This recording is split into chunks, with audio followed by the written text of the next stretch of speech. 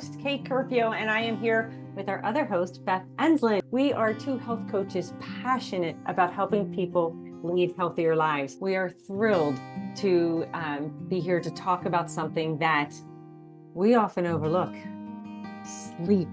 We spend 1/3 of our lives sleeping, but many of us struggle with it. And at first glance, sleep is deceptively simple, right? But it's actually one of the most complex and mysterious body processes known to science. Kind of crazy, right? So tonight, we're going to dive into why sleep is such a critical piece of the puzzle. Here's what you can expect over the next 30 minutes. We're going to talk about why sleep is so important for your health and well-being. We're going to give you some eye-opening facts about sleep. And then we're going to give you some practical, easy to follow steps that you can start to improve your night's sleep. And you can actually start this tonight. That's how simple these are going to be. I just want to also say, if you have any questions throughout the presentation, please put them in the chat box. We have a couple of chat monitors. They are also health coaches, and they will be able to answer the questions as you put them in. So why is sleep such a big deal? Well, for starters, sleep is when our body and brain, they get a chance to recover and to recharge. Without enough sleep, it's harder to focus, to regulate our emotions, and even perform basic tasks. In the long run, chronic sleep deprivation can lead to some serious health issues like heart disease, diabetes, and a weakened immunity. Sleep, it's not just about rest. This is a critical part in staying healthy. And here is an amazing statistic. Sleep is the #1 health problem in the United States today. 70 million Americans suffer from insomnia. That's mind-boggling. 23 million have sleep apnea. So let's talk a little bit about sleep, because our body actually goes through several sleep cycles a night. I know a lot of people are familiar with REM sleep, which actually stands for rapid eye movement. But there's actually two main types of sleep: the non-REM and the REM. The non-REM is actually broken down into 3 stages. The first stage is that light sleep. That's when you're just starting to drift off to sleep. That is about 5% of your overall sleep. Then we have that middle stage, non-REM middle stage. This is when your body temperature starts to drop. Your heart rate slows down. This section right there, it's about 45% of your overall sleep. And then we have the deep sleep. This is where the magic happens. This is where your body starts to prepare itself. This is when after this, you wake up and you feel like rested and restored and like ready to go. And then we have the REM sleep. The non-REM deep sleep is about 25% of your sleep cycle. And then the REM sleep, that's the dream stage. That's when your brain actually is so active, it kind of is like almost the same as when you're awake. The difference is that your muscles are paralyzed, so that the whole purpose is that your body doesn't want you acting out your dreams while you're sleeping. And this accounts for about 25% of your sleep as well. These cycles repeat several times throughout the night, and each one of these plays a critical role in keeping us healthy. So when we talk about health in general, there are 4 cornerstones of health, and they are the nutrition, physical activity, sleep, and stress management. And if you take a look at that photograph on the top left, these are common signs that you'll see on the highway or at a rest stop. Notice every single one of them has eat and sleep. So there is a lot of emerging data that's coming out that's connecting nutrition and sleep. And you're going to hear us talk about that. And one of the first things is about inflammation. And so many times we can misinterpret being sleepy for being hungry. How many times have you been driving in a car? I guess this is where it happens for me. Driving in a car And all of a sudden, I'm telling myself, oh, I'm hungry. And what do I do is I want to get some sugar, some candy, or some sugary sodas, or some other type of high glycemic food. But what my body really is, it's saying, you're tired. But it's interesting that women are twice as likely as men to seek food when we're sleepy. So just something to be aware of. And I'll vouch for that. I agree 100% with that statement. My husband would not. I would absolutely go for the high glycemic foods, and I just need a nap. So the other thing that we do is we use stimulants, right? How many times have we said, I'm tired, I just need some coffee, right? Sometimes we just need to take a nap and we choose caffeine. Usually that happens around 3 o'clock in the afternoon, just Right. saying. And then the other thing that I thought this was really, really interesting. Sometimes we mistake recreation as rest. So have you ever been tired and you're like, oh, you know what, I'm tired, but you know what, let me go out and play some golf because that'll be good for me because I'm going to be with friends. I'm going to be outside with the fresh air. I'm going to be walking a course, so I'm getting exercise. And we can, all of these things, and listen, they are really, really good, but it's not sleep. It's not rest. And I think that that's really important to identify with. And as I was thinking about it a little bit more, sometimes we say, I'm exhausted and I just need to go on a vacation. And I just need to get away and get a break. And then we plan a vacation and we're up early or we're up late or we're really active. And because we have to get our money's worth and we're just jam-packed all these things into a vacation. And our vacation that we took for rest has no longer been restful. How many times have people said they need a vacation after they come back from a vacation? And I thought that was really eye-opening. And I want you to just take a moment and think, do you do that? Because a lot of times I don't think we recognize that we've incorporated that into our lifestyle. So the next thing, let's talk about the sleep again, right? Crash course here. Here we go. So, I already mentioned that sleep is the #1 health problem in the United States, right? The 70 million Americans that suffer from insomnia, 23 million that have sleep apnea. So sleep apnea, it's kind of seems to be a common phrase now. People are like, oh, okay, they might not know what it is, but they've heard of it. Well, sleep apnea, it's a potentially serious sleep disorder in which your breathing repeatedly stops and starts. And if you snore loudly or feel tired after a full night's sleep, you may have this. And what happens to eliminate the snoring and prevent sleep apnea, a healthcare professional may recommend a device called a CPAP machine. CPAP stands for continuous positive airway pressure. And what this machine does, it delivers just enough air pressure, because it's titrated based on you, through a mask, and it keeps the upper airway passage open, preventing the snoring and the sleep apnea. And it is absolutely fantastic. This machine can be life-saving. But one of the things that is coming out in the literature is that education should be given to patients to help them find and address the root cause of this instead of just managing the symptoms. Yeah, thanks, Kate. There's some scary statistics. So sleep affects every aspect of our health, mentally, physically, and emotionally.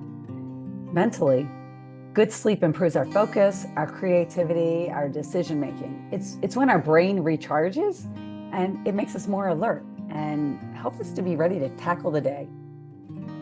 Physically, sleep is essential for our immune system, for our metabolism, and for weight management. People who don't get enough sleep often find that they can develop chronic conditions like high blood pressure or diabetes. And then emotionally, sleep helps regulate our mood. Many of us are familiar with being cranky after we don't get a good night's sleep. So over time, though, poor sleep can contribute to anxiety, depression, and stress. So I want you to think about it as when we prioritize a good night's sleep, we actually are prioritizing our well-being. So this information right here is the one that caused Beth and I to go, whoa, wait a minute. We need to share these important statistics about sleep with everyone that we know, because I was not familiar with the word short sleeper, but what it is somebody who sleeps less than 6 hours. Okay. So Beth and I were short sleepers. Just gotta call it like it is. And not intentionally, we kind of wore it as a badge of honor, just kind of like, I don't get a lot of sleep. I'm good, we're fine, right? We're up early, we have jobs and, the stress and the kids, and many of you may be the same. Well, here's the thing. This, being a short sleeper, there are so many negative effects on your health and well-being. So a few of them are highlighted here. One, this can lead to a weakened immune system. You are 3 times more likely to get a cold. Okay. You may be going, okay. Well, here's the next thing. 48%, you're a short sleeper, 48% chance that you are more likely to die or develop heart disease. Well, that's pretty important. Let's take it one step further. In a study by the American Cancer Society, they looked at 1 million Americans with cancer. And this study was looking to connect sleep patterns and cancer mortality and overall health.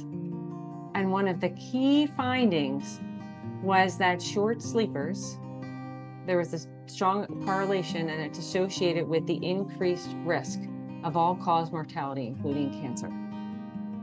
And what they're saying is that it's believed that the inadequate sleep weakens your immune system, and it promotes the inflammatory processes that may contribute to the cancer development. That's amazing and scary. So while some people may naturally function well on less sleep, it's essential to be aware of these potential risks and prioritize adequate rest for your overall health.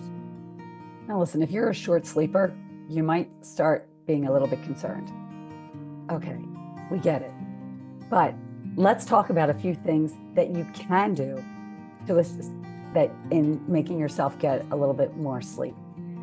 But before we start this, let's be clear. Taking a pill or drinking alcohol or eating certain foods is not the way to go get more sleep. Really, sleep is not something that we can swallow and think it's just going to work for us. So let's talk about what we really can do. First thing is, let's talk about your thoughts. When you go to bed, when you lie down at night, what thoughts are you carrying to bed with you? Are you someone whose mind doesn't shut off? Are you thinking about the day, recapping it? How could it have been done better? Are you thinking about tomorrow and all the things that you need to do? We're going to give you a couple tips to help you address this. So, because we want you to start to think about this and help to settle that mind when you get to bed. That's right. So one of the other things that we're going to point out, that melatonin, probably heard it before. It's listed here as the queen of nighttime sleep, right? It's a hormone in our bodies, and this helps regulate our sleep. It lets our bodies know that it's time to get some rest. So here's the thing: as we get older, though, our melatonin begins to decrease. So if there are some different over-the-counter medications, if this is something that you're concerned about, we're not giving any medical advice. We're going to say, hey, talk to your medical and healthcare providers, your professionals, and you can just bring that up with them and see if they have any recommendations for you. But just so make sure you know those words. But let's talk about something that you might be able to do right away. And that is wearing blue blocker glasses. Now, how many people have heard of them before? What's interesting is that a lot of people have heard of, hey, stay away from blue lights 1 to 2 hours before you go to bed. And I used to think, well, I'm not around any blue lights. I don't know what you're talking about. Until I encourage you, if that's you saying that, I want you to take a walk at nighttime down your street or drive by people's houses and actually look in, not in their windows sneaking, but just look towards their houses, and you will see all this blue light from their TVs, from computers, it's from cell phones. And, we are exposed to this all the time, and we're just not wise about it. We just don't recognize it. So there are these things called blue blocker glasses that you can get on Amazon. And, it's really supposed to help block out that blue light. So I would just, if that's something that you're on, the preference is to stay away from your computer and those as you're in your wind down time. But if you find yourself around that light, that might be something that you can consider. That's a great option. So let me just say, similarly, before we talked about using the CPAP machine and the education, or the people that have come out and said, really, patients should be educated a little more about getting to the root cause instead of just treating the symptoms. It goes the same for being a short sleeper, right? So if you are a short sleeper, would you consider being open to just evaluating or taking a look at your current nighttime routine? Possibly making some small changes or tweaks to help assist in your sleeping habits. And you know what, we'd be really, remiss if we didn't talk about some of the myths out there. So there are myths that, like, hey, have some turkey, have some warm milk, have a midnight snack, or have a glass of wine. That'll help you sleep better.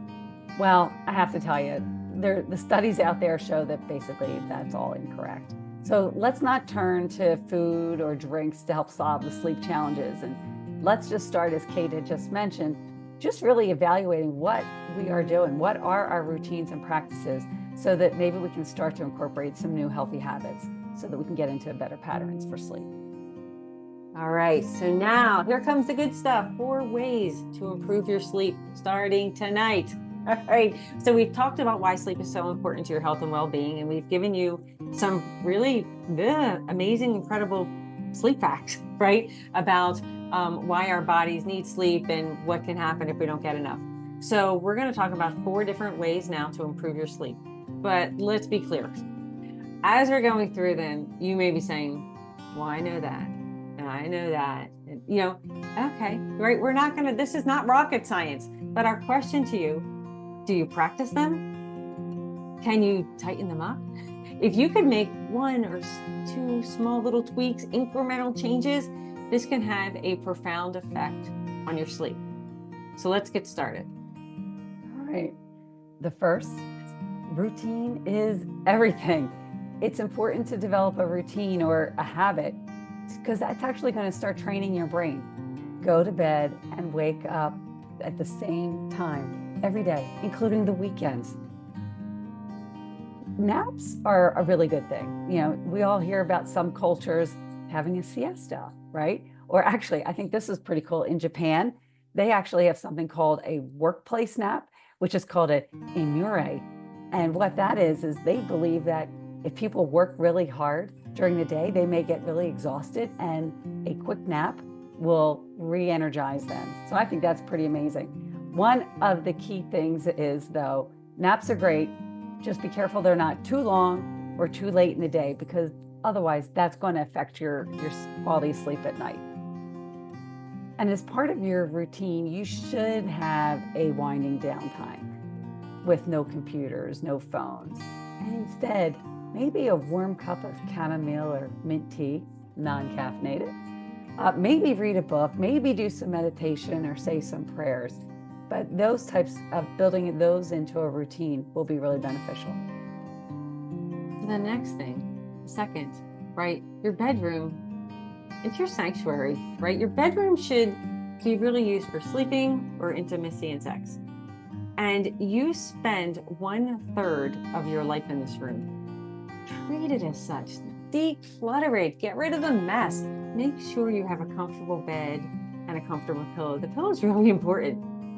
Make sure that your room can be dark and quiet.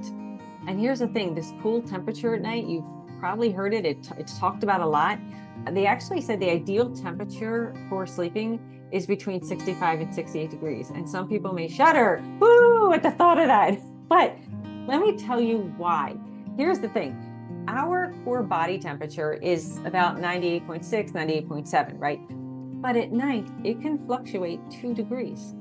So what happens as your body temperature starts to decrease as it's time to go to bed, it actually continues to go down until it reaches the lowest point in the early morning, and then it starts to gradually increase again. So what happens when you lower the room temperature to that 65 to 68, it actually works in tandem with your body's internal system and let your body know, yes, now it's really time, and it signals that your bedtime is approaching.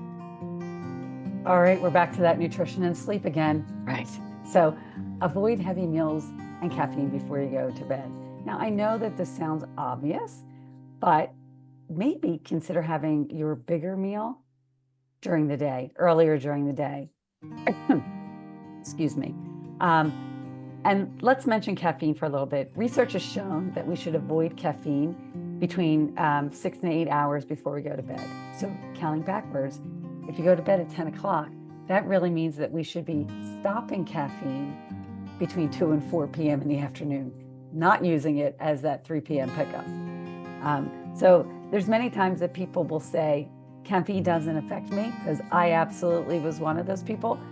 What I'm going to ask you to do is just consider keeping track of it for a couple days.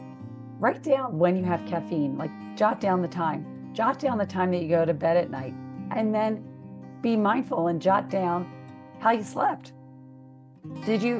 Were you awake several times? Were you restless? And that's a good way just to see if anything, there was any differences. Knowledge is key, right? So just remember that sodas have caffeine in them, so does chocolate. So just keep that in mind. That's right. And the second thing here is, have you ever heard, oh, let's have a nightcap. Let's have a glass of wine. It'll wind us down. Well, here's the real statistics. Drinking alcohol can also cause insomnia, right? And you may be like, oh, not for me. Well, here's a spin on it. After a few hours of sleep, alcohol can actually cause you to wake up and have a difficult time going back to sleep. How about that? And it also has a negative effect on your REM sleep. And Beth already told us how important that REM sleep is. That's right. That's right. There are some sleep-friendly foods. Yay! How awesome is that? So things like almonds and actually bananas actually have magnesium in it, and that can help you sleep better. And cherries actually have some melatonin in it. So if you need a light snack before you go to bed, they would be some great options for you. Right. And then we're going to talk about this fourth one, which is about staying hydrated, right? We've talked about it. This is a healthy tip, staying hydrated throughout the day.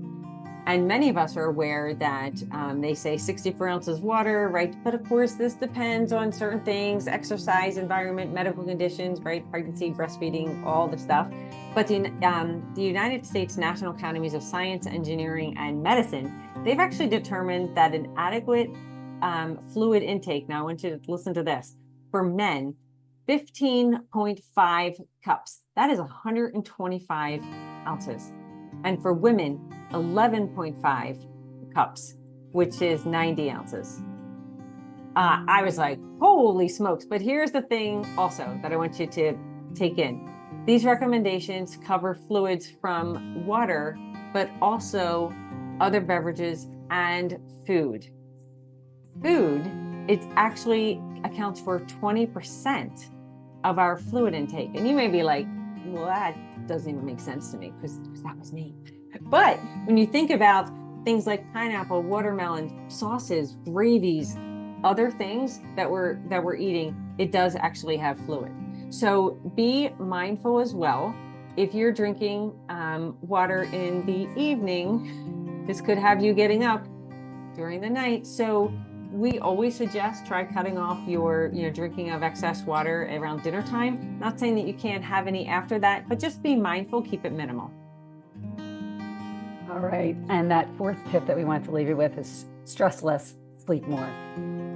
So one of the biggest things is relaxation techniques. And there is a technique that I just wanted to share with you. It's a deep breathing technique. It's actually called box breathing. And I want to go through this with you. If you could walk through it with me. I want you to picture a box, okay? Picturing it is very key. And I want you to go through this with me. And the purpose of picturing it is actually to distract your mind. So it's something to focus on. And this technique can actually help calm your nervous system and decrease the stress in your body. So I want you to imagine yourself breathing around the box. So I want you to picture yourself and as you inhale, going up the side of the box, gradually filling up your lungs up to the count of 5. When you reach the top, I want you to picture yourself holding your breath as you are walking across the top of that box. And when you get to the other side, I want you to gradually go down that box and exhaling until the count of 5. And then I want you to hold your breath again as you walk across the bottom of the box. So Beth, let's give that a shot. That's 5 seconds up, 5 holding, going across, 5 exhaling, going down, and then 5 holding as we go back across. Yep. Okay, you ready? So let's do it. Me. Okay. I'm walking. All right. Walk up that side of the box. You're breathing in 3, 4, 5. Hold as you walk across the top of that box. 3, 4, 5. Exhale, going down the side of the box. 3, 4, 5. Across the bottom. 3, 4, 5. That little exercise can be done up to 7 to 10 times in a row. But here's the fun fact. The Navy SEALs use this all the time. It's a quick way for them to get their nervous system under control. They are hit with stress all the time. And this helps them get focused and very precise when they are about to do a critical operation. Well, it's good for the Navy SEALs. It's good for us, that's for sure. So another relaxation technique is progressive muscle relaxation. And this deep relaxation technique, it's been used effectively to control stress and anxiety, relieve some insomnia, and also reduce symptoms of certain types of chronic pain. And it's pretty simple practice. Picture yourself, you're laying in bed and, your mind starts wandering and you're like, I need to de-stress, right? So it starts with like your forehead, and you're going to go down your entire body, tensing and then releasing. So when I was like, tensing my forehead, well, how do you even do that? Well, here's the thing. Make a mad face. And all right, I have to make noise with it. But when you scrunch up your forehead and just hold it there for a few seconds and then release. And then go to your eyes and pull them real tight together and then release. And you do the same for your cheeks and your mouth and go all the way down your body. That whole method of tensing and releasing will calm your body. And then another way to stress less and sleep more is really trying to incorporate mindfulness and meditation. And guess what? There's apps for that. My favorite app would be the Calm app. And the reason I like the Calm app so much is because they have timed meditation, because goodness knows I don't want to be meditating too long. I'm way too busy for that. So I think that that's cool. It also has sleep stories. It has relaxing music. So I think that that's amazing.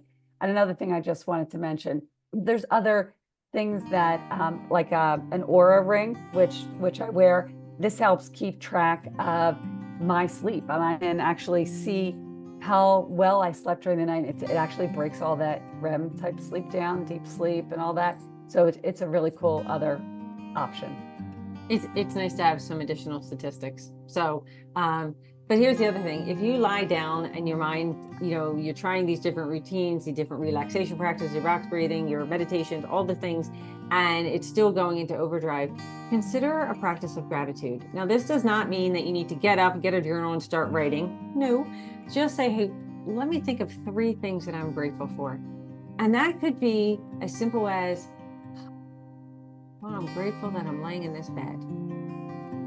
I'm grateful that I have hot running water. I am grateful for a certain person in my life. It doesn't have to be complicated. Just know that this practice of gratitude actually helps decrease your stress levels.